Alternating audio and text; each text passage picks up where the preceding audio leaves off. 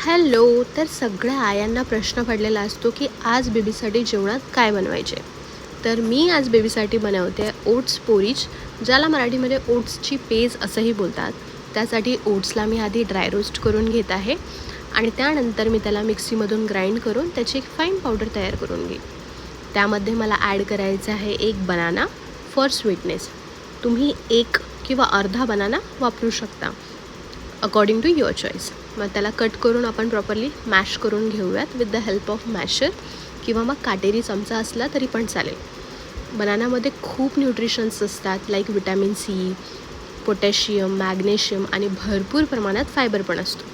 तर आत्ता आपण जी पावडर बनवली होती त्यामध्ये पाणी ॲड करूयात आणि त्याच्यामधल्या लम्स आणि गाठी मॅश करून घेऊयात. तर तुम्ही थिक किंवा thin according to your baby's preference तशी तुम्ही एक पेस्ट बनवून घ्या आणि नंतर त्याला बनानामध्ये ॲड करून घ्या. त्याच्यामध्ये तुम्ही पिंच ऑफ इलायची पण ॲड करू शकता आणि साजूक तूप पण घालू शकता. त्याच्यामुळे त्याची टेस्ट अजून एन्हान्स होईल. तर तुम्ही नक्की ट्राय करून बघा ओट्स पोरीज आणि मला कमेंटमध्ये कळवा की तुमच्या बेबीला आवडली की नाही, कारण माझ्या बेबीला तर खूप आवडली आहे. तर मला सांगा की ओट्सला मराठीमध्ये काय बोलतात. Okay, bye.